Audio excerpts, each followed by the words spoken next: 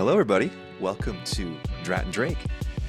Today, I have another guest with me. Unfortunately, for starters, I have to say, Dr. Drake, or Remy, he's sick today, so he's not able to join us for the podcast. But everyone, we wish him, hopefully his voice comes back and he feels better. It's too bad. Today, our guest, Dr. Kat Van Zant, isn't able to meet him. But she is someone who I've known for a while as well. A lot of these are guests of friends of mine that I like to bring on. A Ross University alumni with me. From what you told me, you ended up, once COVID hit, essentially, you ended up moving on to relief, GP Yes. relief. And since then, you've been Yeah. doing that. Mhm. In 2022, you started training for holistic medicine at the Yes. Chi Institute. You even did an internship at Davis, UC Davis, for that, Yes. and you've been certified since. Other, did Yes. I get everything? Is that pretty much Yeah. sums up the story? Okay. Yeah, absolutely. Of course, you can find her on social media, which again, we'll have a plug at the very end. Otherwise, tell me, how has life been treating you? Life's been pretty great. It's been a wild ride living in Los Angeles, California. The amount of people that I'm meeting and the what they call it, the scene, the Hollywood scene has been incredible, Okay. whether it's my clients or friends by proxy. That's been interesting. I'm not really into pop culture, but Hmm. it's just really fun to meet people that you've seen while you're watching TV or listening to music. It's Fair. kind of What fun. celebrities have you run into in LA? In LA? I can't, as far as like clients go, I can't really say. The others, I don't know. My friends just point out, hey, that's someone famous over there. Probably better to not really know. Yeah, and I think it helps too when they're my clients that I don't know who they are until they leave. Fair. Fair. It keeps the conversation honest and Asking for professional. autographs and photos and selfies. Yeah, but I always have a weird plan in my head, and then I get Mm, shy and I yeah, forget. no. So I bet there's probably people you're like, we were working with them and you're thinking, this person is too attractive to not be famous. oh, You're right. yes, usually very beautiful, groomed, and they just have this air about them. You Hmm. just, Hmm. yeah. They just know that there's a And camera on them all the time. yeah, trying to learn from them. Now, I have a question in terms of just overall living in LA. I've Mhm. seen, of course, like on my social media, you'll see people almost making fun of people in the social media scene. They'll like film, and you just have dozens of social media influencers doing selfies on their phone to obviously create content. Yeah. Is that truly what you see a lot in LA? Is that the majority of what's out there?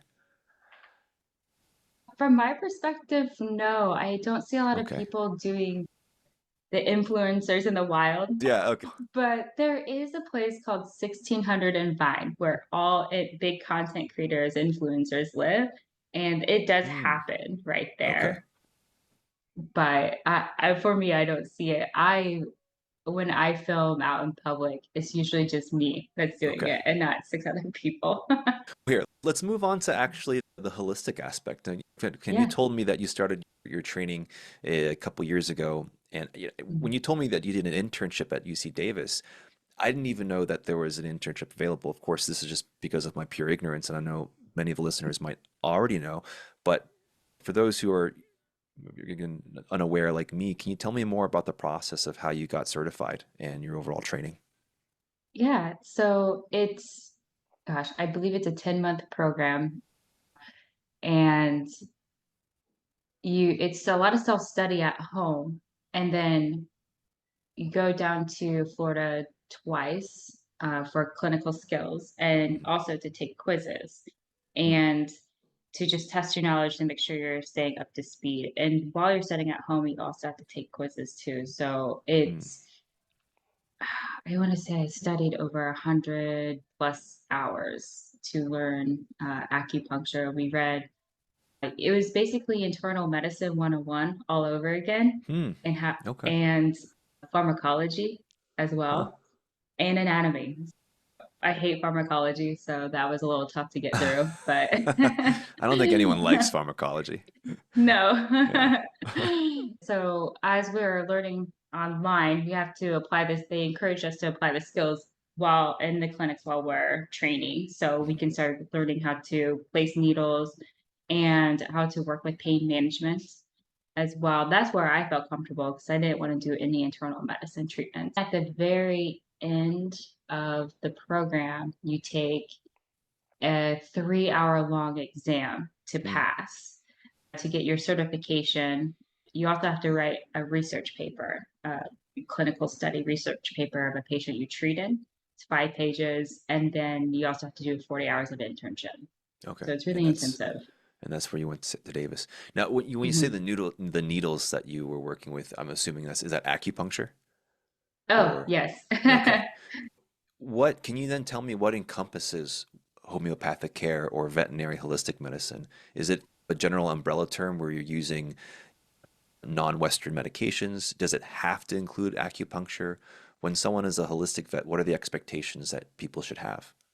Oh, that's a great question because we're still constantly trying to define that and make it more accessible for our clients. One term I heard recently was that we're essentially functional medicine doctors, Hmm. if that helps. And I Okay. know we do that as general practitioners on the Western side, but we also have these other modalities to treat.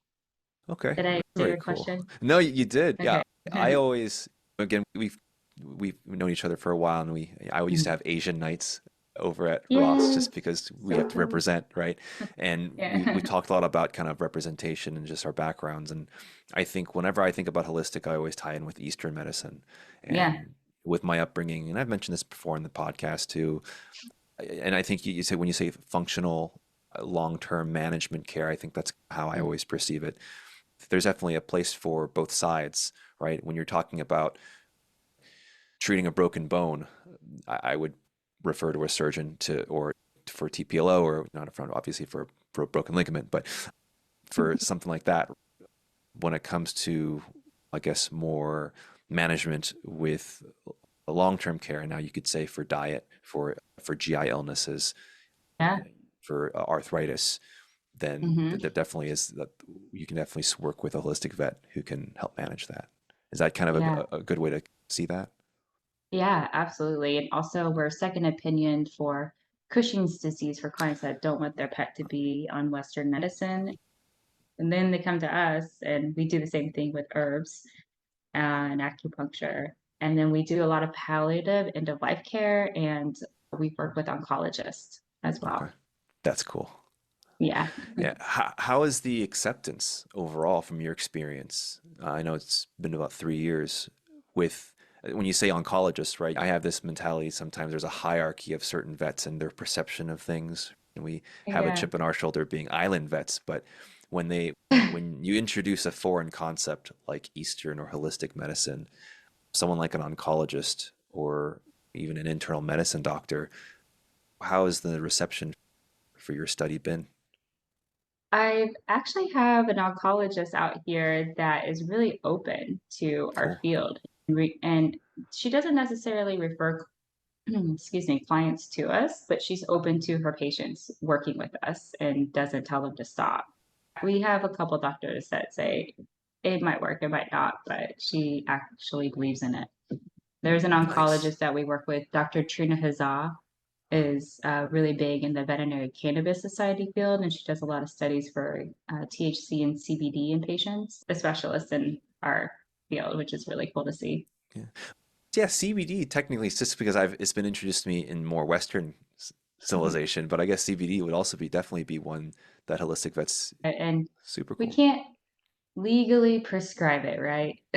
Because it's controlled. Yes. We can Uh, legally um, talk about it. yes, Yeah. about time. Yeah. So, yeah, that's been a nice change. Okay. Can you tell me about your transition from general practice and kind of what inspired you to enter into holistic medicine? Yeah, thanks. So, I don't know if you remember, but I was in the Integrative Veterinary Club at Ross Okay. for while I was down there. So, I've always been really interested in it. Hmm. And throughout my life for myself, whenever I'm sick, I have a specific soup that I cook for myself. So I've always been a big believer that medicine is your food. Hmm. And going through veterinary school, that's not something we were really taught, except for some of the prescription foods. And so I just kept thinking there's got to be a different modality other than what we do in Western medicine that I can offer for my patients. And I also really like rehabilitation. And so acupuncture and rehab went hand in hand. And then when I dove into the world of Chi University, my eyes were wide open and to all the different things that I can do as an Eastern or holistic medicine doctor. Yeah. You're telling me too that some options, of course, particularly where you are, there's a lot of holistic vets will be mobile doctors. You also Hmm. mentioned that some of your colleagues will actually work at specialty ER hospitals, particularly in their rehab facility. Yes. What, Yeah. what other options, once you get certified, what other options can you have? Oh, that's a great question. You can work in a clinic and just be integrative only, Hmm. and you can just offer those services and instead of doing the typical surgery, x-rays. We always do lab work, right? You Mhm. want to know what's going on underneath. The other modalities you can go into doing telehealth for a lot of your patients. That's a fair, Yeah. pretty fair list. Okay. Really, Yeah. much like all other specialty practices or even general practices, you have a lot of the same methods of practice. We want to practice gold standard care, and we always want our patients to come in with updated lab work, x-rays, records, at least at my clinic. Yeah. Now, if let's say there is a veterinarian who is trying to find a referral or just to get more information about holistic medicine, are there any good Mhm. online sources or books that they can get a little more information on the topic? Yeah, so there is a great resource called the American Academy of Veterinary Acupuncture. It is a resource for people interested in getting certified in acupuncture, looking for veterinarians that are Hmm. certified as well, and it has different webinars for you. And I believe they have a list of the different schools that you can become certified at. Also, if you're interested in it, And you said the main mecca is going to be in South Florida, right? I have a special place in my heart for Chi University, but there are a couple other programs So it's a out there too. bias. Yeah, yeah, sorry. But yeah, there's definitely, I'm definitely biased about Chi, but there's IVAS, and I Okay. believe it's offered out of Colorado State. Okay. Yeah, I think cheese, I'm the most familiar with that too. Maybe just because based on proximity of where we went to school, I've heard of it more. So when you mentioned that, I guess I just assumed that it was the biggest and most well known. Yeah. Yeah, it is the biggest, but some people have a hard time thinking about medicine and from an Eastern standpoint. Hmm. So they moved to a different program that blends Western and Fair, Eastern. So fair. it's really up to you and how you want to learn. But at the end of the day, it's the same thing. So how long have you had your mobile practice now? I've had my mobile practice actually since last fall. It's very slowly building, but Yeah. it's there. So I'm hoping through social media and speaking with clients, I can build my clientele. Okay. And of course, we're going to get into the social media aspect of it. So is the main purpose of your branding online is really to help promote and advertise your mobile practice? It's one of the very few facets of why I started it. I have a long list of why I became a content creator, but that's definitely one of them. Okay. What are some of the differences between a mobile practice and working in a brick and mortar? Are there any challenges that you've been facing? Yeah, so being in someone's home, like, you get to know them really well, and they almost become like a friend. So it's hard to have that barrier of I'm still professional. Yes, I'm Fair. your friend, but this is a professional relationship. Hmm. Sometimes homes are a little gross, so you have to learn how to be Sometimes. professional. And that, yeah, I've been in some pretty bad ones. Oh, I So you bet. have to find a way, a work around that. I do find that my patients are really relaxed in that environment, even my aggressive ones, because Hmm. even though they're aggressive, it's just more so they're guarding their home. And once they realize they can relax into it, they're fine. Yeah. To Mhm. bring in, of course, my wife. and her expertise, Huh. she would definitely argue the same. In a veterinary hospital, in a foreign location, pets are much more stressed. In their own home environment, they can definitely relax a lot more. So I'm happy to hear it's been the case for you. Yeah, Yeah. it's been nice. Have you been able, do you typically need like an assistant or a nurse to come with you, or are you going solo in these? Right now I'm going solo. Okay. So I just have the owners hold who usually set up a little space for the pet and the Mhm. owners give them treats, or some patients love it and they lay there and let me place the points and then they fall asleep. Oh, is it mostly acupuncture that you'll be doing, or are there other treatments or consults that you'll be doing there? I just do acupuncture. Eventually I'd like to offer laser therapy, in-house Mm, rehab. I do also prescribe medication and okay. herbs for my patients. Okay. Are there times when you're doing mobile practices, and of course they call you for more of that holistic approach? Are there times when you'll have to turn on the Western brain and consult with them under those practices? I think my Western brain is always turned on, so I Mhm. speak to clients from both angles at all times. Nice. You bring up a really interesting point of the having both sides constantly on and that balance. I can imagine just as human beings, all vets are going to have one sway or one direction or the other, right? Now, one, have you seen vets who really favor heavily onto the eastern side? And two, how are you able to keep yourself in check on both ends and keep a good balance between the two? Yeah, that's a really good question. I definitely have some colleagues that are full Eastern, very against Western medicine, which Mm, is not, I wouldn't say against, but if there's an alternative way or Eastern medicine way to do it, they will 100% go mm, all in on that first before okay. they do Western, to the point of working on things like ear infections prior to doing Western medicine. But for myself, I like to think of Western medicine as putting out the fire first. So we Mm, have to do the big things first. Get that infection down, get that inflammation down, and then work at the root of the problem of the why with Eastern. okay. There's, so yeah, so I love that's that. how I like to practice. Okay. Yeah. So Western is putting out the fire, Eastern is preventing the fire. Yes. Okay. Yeah. Okay. Super, I'm going to super steal cool. that. I like that. Hey, no, that's Preventing yours. the fire. Please take it. I'll quote you on it. Yeah. I might even have that as our title tag for the podcast Ah, episode. I love that. Here, let's kind of segue into the whole social media aspect because I think this Yeah. is a big part. We both talked about how we're a little bit older in not so much like in terms of Yeah. veterinarians, but just in terms of social media parts. Obviously, I have Yeah. my podcast. I've been seeing you making some posts definitely in the last year. How, tell me about that. Oh gosh. I just I follow a lot of content creators that are veterinarians, and I was just really impressed about the way they could deliver pertinent information for clients slash pet parents in a funny, educational way. And I Yeah. really liked it. Um, on the flip side, I also got really frustrated with influencers that were influencing my patients to do the wrong thing, like Yeah. eating the wrong foods. It was my biggest draw. And I thought, heck, I want to try this. This looks fun.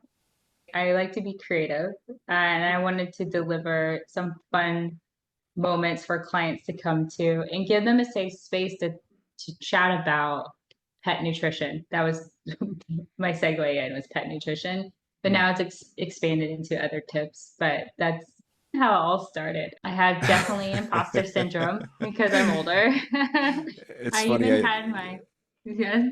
No, you said how it looked fun, and then when you get into it, it's like, oh, this is a whole process, a whole another career. Yeah, absolutely. Which I think is really fun. It's been interesting to see how social media has evolved because I remember when Instagram came out and I'm dating myself. It was just you just snap a picture of something cool you're I doing, know. put a little title on it, Filter. and that's it. Yeah. I look Yeah, I back and I think I scroll on my photos. It's pretty, yeah, it's pretty bad. it's yeah, it is bad, but the evolution's fun to see. And I just think it's been really neat. And I'm so thankful for the pioneers that did this to make social media a way to spread information and another way to monetize Yeah, um, your information, your knowledge, which is cool. definitely. I would say timing for us, I think that the social media influencing, especially in the veterinary field, really Mhm. boomed during COVID. But for us in particular, you look at a lot of our colleagues, Dr. Z, who's one of our classmates, he definitely made a huge presence Yeah. among many others. I think before COVID, the only one on social media that we really knew of was maybe like Dr. Evan Anton and maybe Dr. Annie Yeah. Rourke. I think those are the only Uh-huh. three. Now we Yeah. have hundreds of Yes. social media influencers. So it's Yeah. it's been pretty inspirational. Yeah, absolutely. I'm so proud of us for Yeah, doing it because a let's lot of go. people think that I get told a lot, you don't look like a veterinarian. Like, what am I supposed to look like?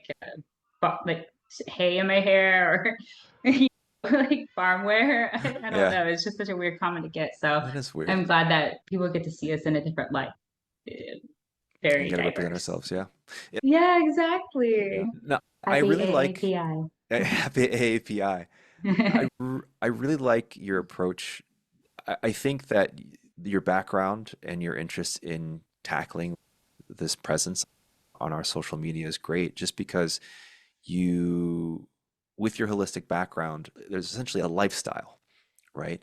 So Yes. you're not only able to have the legitimacy of having a degree, but with the certification of this Eastern and lifestyle type of medicine. Mhm. Again, you mentioned diet, which for me personally has been a huge part of my own personal life in the last couple of years. But you can not just talk about that, but everything else in between. You mentioned herbs and roots, but you can go definitely beyond that just based with your current background. Yeah, absolutely. It is definitely a lifestyle choice because if I can't live it, I don't feel like I can actually practice it, if that makes Mhm, sense. mhm. Yeah. What are some of the demons of social media? What the toxic parts of trying to be present on this platform? Oh my gosh. I feel like I'm in high school again. I'm not going to lie. Yeah, yeah, About caring about what I look like. yeah. Um, Fair. I'm pretty laid back, but I'm a little bit, everyone's a little vain, but I think my vanity has turned up just a little bit. So that's one. The other is constantly worrying about, oh, my followers like this. Will I get more followers with this? Will I get more exposure? How can I reach more people? And I always have to just remember my true north is people will come to me that are meant to come to me because I'm providing information they want to hear. It comes down to what kind of community do I want to build? I also want to work with my followers, and essentially they're my friends, right? Like my Yeah. friends and followers on Mhm. socials, because I want them to enjoy the content, but I also don't want it to make my decisions for me and at the end of the day. Yeah. I think that's a really great response. Now, when you talk about the vanity, do you think that's truly something that is generated? You think it's a legitimate concern, or do you think it's something that's in the back of your mind and you're just comparing what you think people actually care about? I think it's more me.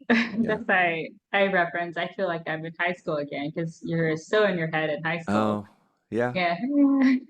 I I But I see what you're saying. I think it's a little bit of both, right? Because for me too, oh I'm yeah, constantly so self-conscious about how I appear like physically, but sure. then Yeah. when I absorb content, think people who are attractive are the ones who I also will look at more, right? Oh yeah, It's that's true. We are humans at the end of the day. If we think something's pretty or handsome, we pay attention a little bit more, yeah. definitely.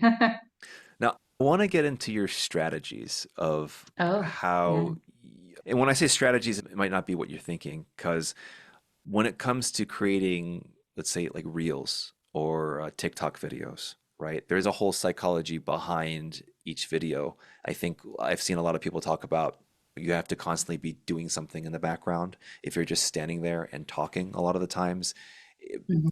the attention span is only like 6 seconds. So Yeah. what I've heard is people have to keep changing up activities or what they're visualizing on top of what you're Mhm. saying. And I've actually seen an evolution in how you've done your videos. I know in the Cool. beginning you were talking, and then there was some videos Yeah. where you actually started entering the scene while talking, and there was a lot more Yeah. activity. Can you tell me about how this came about and where you've learned these methods? Oh, yeah. I got less shy. That's when I Okay, started moving more. And just getting comfortable in my own skin and being on camera was fair. what helped with that. I have friends in the social media space that I reached out to and asked about some tips Mm, on how I can improve my video. So I'm constantly learning from them and reaching out for mentorship. I don't have any specific podcasts or YouTubes that I follow, okay, but it's just more of mentorship of people in the online space that I had fair. asked from some friends. I mean, I want to Yeah, dig okay. deeper a little bit. I'm Oh, curious to know what are some of the things that you've learned in this last year? What are the key points? Let's say there's a new graduate who wants to also just jump into this and they came up to sure. you, Dr. Van Zandt, like, how do I get started? How can I make my content better? What's some advice that you've learned that you would also share to them? Oh, yeah. Okay. Yeah. So some things that I've learned too is there are specific hashtags that you want to look into. So if you Hmm. have a small amount of followers, you want to have less than 1 million tags. So there's a hashtag, say I want to do hashtag VetMed, and I plug that into Instagram or TikTok. If it has 5 million views at someone with my account size of 800 followers ish, I'm going to get lost in the feed. But if I do less than a Oh, million, I'm going to pop up on the For You feed. So there's a specific strategy for the hashtags for that. And then you have to figure out how many days do you really want to post? Do you want to do it 5 days? Do you want to do it only 3 days? And you'll start, once you post for a couple months, Instagram and TikTok will give you analytics on the time that people are actually looking at you and for how long and what's hitting. So that's where you start really honing in on your followers and what they're diving in on. My specific times are at 3 p.m. and 6 p.m. That's when I like to post because that's when I'm guessing the people that I follow, they're getting bored at work or they're getting off work and that's when they're hopping on and interesting. looking at me. Okay. That's okay. So going back to the hashtag, um, Yeah. so for example, let's say because that goes into you want an appropriate hashtag, right? Because if you do one that's so Mhm. nuanced, it might not be relatable to what the person's interested in. So could you give Yeah. me an example of one hashtag that would be suitable for what you're trying to promote, but under the 1 million mark? Oh, yeah. I actually have it saved on my phone. I Sweet, keep it yeah. in my So let's get in here. So yeah, at the beginning, this was last year before I had someone that helped me manage my content. I did this all self-research, but they helped me get to it. Okay. So one that's good for me is hashtag veterinarian life. So Oh, that's less than 1 million. So I have a list of over 30 plus hashtags that I have personally researched and plugged into Instagram to make sure it's less than 1 million views or tags to make sure it super fits me. cool. Okay. Mhm. Now, videos have you launched so far that are the most successful? Have you noticed a trend in what type of things you release? Yeah, the interestingly, my Christmas videos with my cat has been hitting lately. I don't know why, because Christmas was so long ago.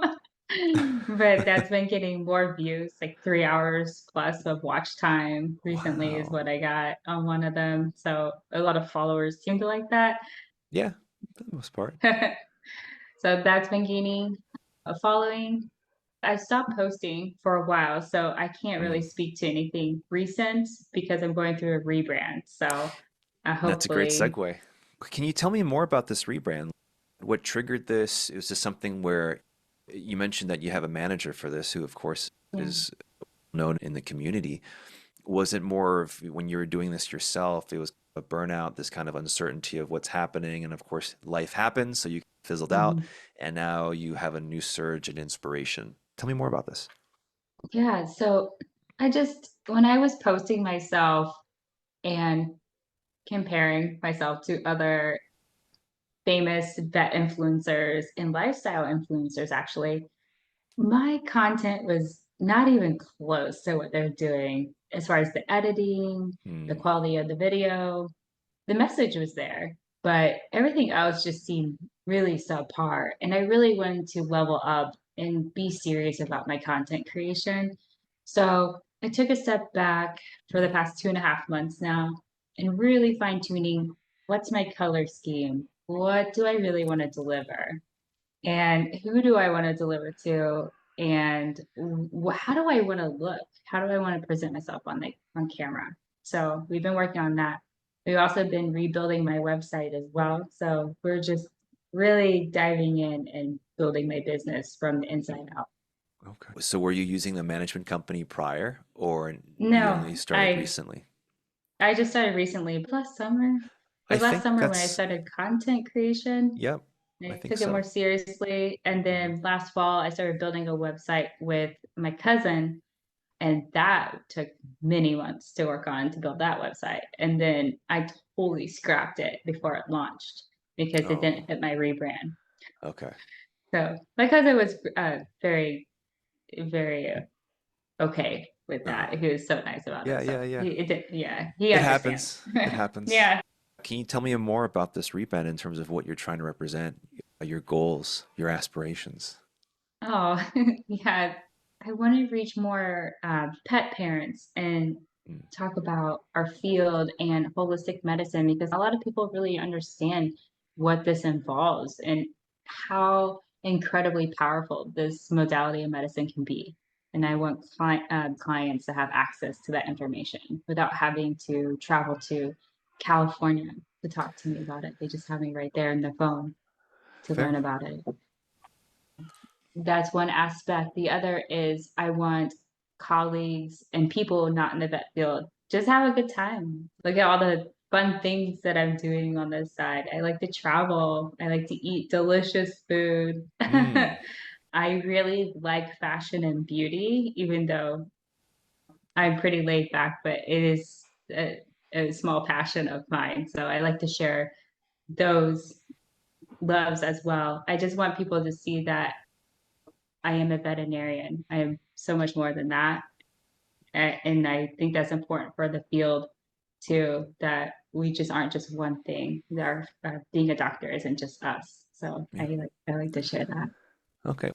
You've Mhm. encapsulated why I made this podcast to begin with. It was just about our humanity and Yeah, who we really are outside of this. yeah. That's great That's to a hear. So, beautiful way to put that. yeah. So food, lifestyle in terms of, you said fashion, so clothes, and then at the Mhm. same time, you're going to mention, of course, holistic medicine and Yeah, veterinary diet. Okay. You also mentioned diet earlier, correct? yes, yeah. Uh, So that's where food comes in. I'll talk about food I mm, eat for myself for longevity. Biohacking is the new hot term right now. okay. Okay. I've come across Um, Ozempic. That's the huge thing that keeps showing up on my newsfeed, isn't but yeah, I know, me too. There must be a lot of people looking at it in your news yeah. feed. You're getting Jeez. targeted. Now, how often, based on your strategies with your team, how often you said you're going to post around 3 or 6 o'clock? Have you decided how many posts you're going to do a week or day or whatnot? 3 days a week. Week.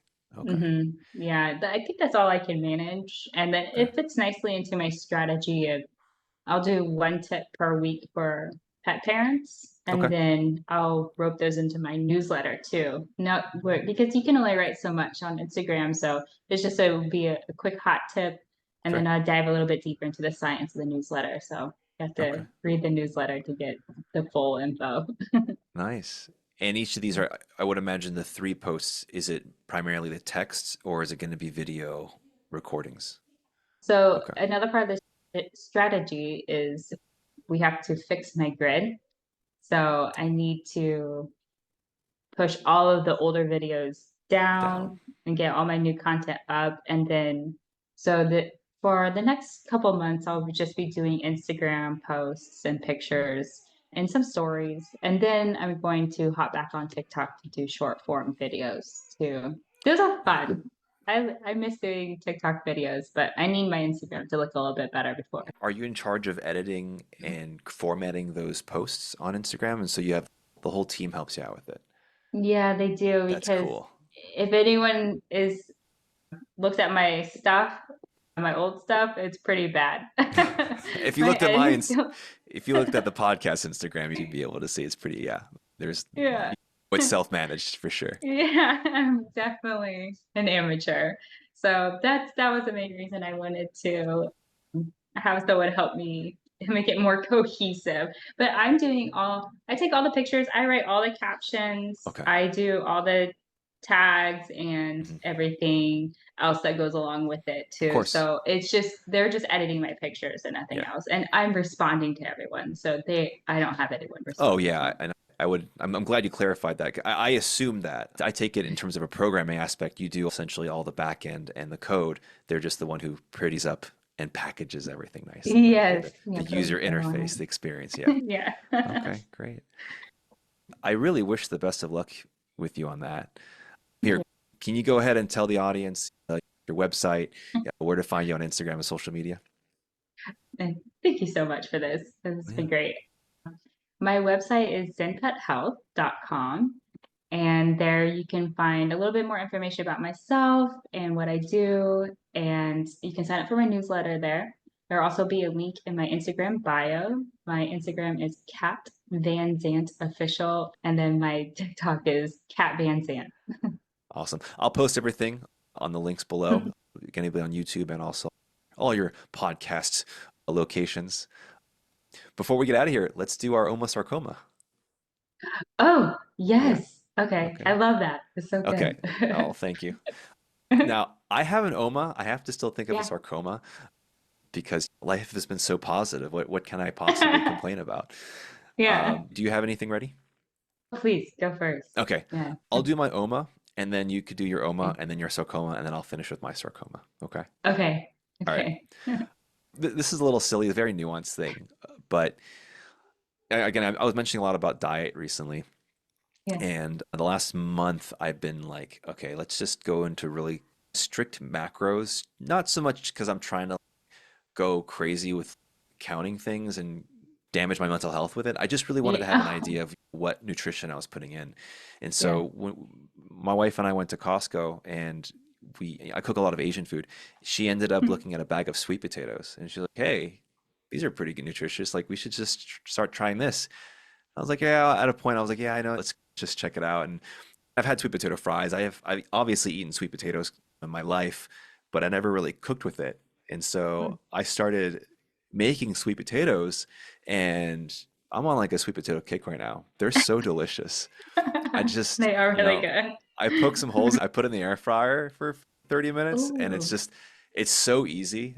Granted, my other Oma could be an air sure. fryer because I literally Yeah. cook everything in it now, which I've been using for a while. So my Oma today is sweet potatoes because they are so good. I made oyakodon yesterday, and people are gonna hate me for Oh, this. It's a common thing I like to make just because it's so easy. But instead of rice, I use sweet potatoes because I was like, just oh, give it a shot. I wanted to make some. I yeah. wanted to play around with it. It was delicious. Yeah. So Oh, that sounds so good. yeah, I I know. am inspired to cook with more sweet potatoes now in my air fryer. Okay, great. Oh, so my Oma is honestly, I've been living in the infrared sauna recently. Oh, I what is an It's infrared so sauna? nice. So they use infrared lights to heat the sauna Okay. instead of using dry heat. The heat penetrates deeper. Okay. And studies have shown, one small study showed that if you sit in the infrared sauna 20 minutes, 3 to 4 times a week, it helps you lose weight. It helps with pain management, arthritis, and it, a myriad of other benefits. So I really enjoy my time in there. They have a TV in the room, so I watch my Netflix shows. So it's like a really nice alone time. Oh, that's really cool. I gotta check it Yeah. out. Right now, obviously, it's it sounds like a very LA thing. Yeah. But I'm also from Florida, so I can't really say anything anymore. Geez, from Yeah. Florida, that sounds terrible. Yes. Uh, Oh. yeah, I'll What let and That's see if they nice. have that. Yeah, I'll see if they even have that where I am. You should. Infrared It saunas. feels Okay. really good. You just feel like magic when you get out. Hmm. What's your sarcoma? Ugh, I have a couple. Okay, let's hear it. Spitfire it. All right. LA traffic. It's, I didn't know, and now I know. And I get a lot of stuff delivered to my house now to avoid driving. It's so bad. Worth the money, Um, right? I can imagine. yeah, absolutely. Jeez. And then I guess I think I touched on it a little bit of why I became a content creator and the well-meaning pet parent influencers Mm. that talk about raw diets of raw chicken feed and feeding, and that it's more important to feed your pets that instead of, oh, whole and complete diet. So Yeah. that's a I'm huge, I'm glad you brought that up because I actually wanted to ask about it. yeah. Tell me about this because you mentioned diet. We obviously talk about maintenance and well-being with holistic medicine. So, of Mhm. course, what we intake with our food, especially with the herbs and roots that we give in holistic medicine, give me your rundown on diet and your philosophy behind that. Oh, yeah. I am a big believer if you can afford it, fresh food is the best Mm, way to go. Because if you think about it, kibble and canned food, they're great diets. They're whole and complete. They're made by a veterinary nutritionist, those brand. mhm. Um, but at the end of the day, it's processed food. So it's like if we're eating processed food all the time. It's good, it's okay for you, but it's not the best. Mhm. Fresh food's better because it's fresh frozen and the nutrients are more bioavailable and it's not as heavily processed. It's not a lot of extra additives in the food. And then the raw diet, I'm for as long as there is a kill step because some of my patients can't Mm, eat, my really sensitive patients can't eat carbohydrates. So they need to eat something like a raw diet to mm. help with their food sensitivities. If you're going to feed raw, just flash cook it. It's something. Kill Do those something. pathogens in it for me. Don't just hunt it and then just shove it into their face. Okay. Yeah, Interesting. exactly. Okay. Do you think there's a nutritional benefit to raw foods? Or when you say you're supportive of it, I also want you to clarify just because the way we've learned, a Yeah, lot of veterinarians can be very picky about this, right? yeah, The issues that I see on social media with those influencers who are pro raw is they'll argue health benefits and all these things. Whereas, in my opinion, whenever I see raw, it's more so because of their inability to take it's a kind of an alternative choice because they can't have certain foods versus it being more nutritious. yeah, that's a good point. So with raw and fresh frozen, there is more bioavailability for the nutrients because it hasn't been so heavily processed Mhm. through high heat and dehydration methods Okay. and being formed into a paste or the shreds. Okay. But as far as it being the 100%, this is the only thing best thing to feed, no. I there's so many good kibbles and canned food out there that you can feed Okay. your pet that they'll do just fine on. Okay. But Well, it I think it comes down to preference, okay. honestly. Good to learn, and thanks for correcting me on that, or at least giving me insight on that. Because Yeah, of again, course. my diet and holistic background is not going to be as great. Okay. Oh, no problem. Yeah, but Thanks for that asking. that's a great sarcoma. Now circling full circle back to that Yeah. because it's triggering because a lot of the It is. times when they post those things, it's also very aggressive, and they purposely Yeah. do it because it's sexy and it's like provocative. So yeah, I get you. Yeah. Yeah, totally. It's so bad out there. Okay. Any, not that we have any sponsors, but any brands that you'd recommend in terms of like fresh frozen or anything like that? Yeah. I really like Just Food for Dogs Mm, because they can ship nationwide. yeah, My super dog's common. on I it. totally learned. Okay. It's really easy for pet parents and to have access to it. I like Farmer's Dog. It's another one that's pretty popular. Yeah. Okay. Hmm. Cool. The two big Yeah, ones. those are Okay. the two Okay. big ones. I like Just Food for Dogs a little bit more because they did an actual clinical trial on their food. So there's science backing that their Mhm. diet is works, but Farmer's Dog also has a veterinary nutritionist Yeah. behind it. Hmm. If you're leaning raw, I would recommend Stella and Chewy, Okay. Instinct, or Darwin's because they do a kill step, and there's a veterinary nutritionist or an animal nutritionist with a PhD creating the diet. That you Okay. know you're getting a whole and complete diet, and you're just not feeding butcher meat. Great to know. Thank you. All right. Yeah, of course.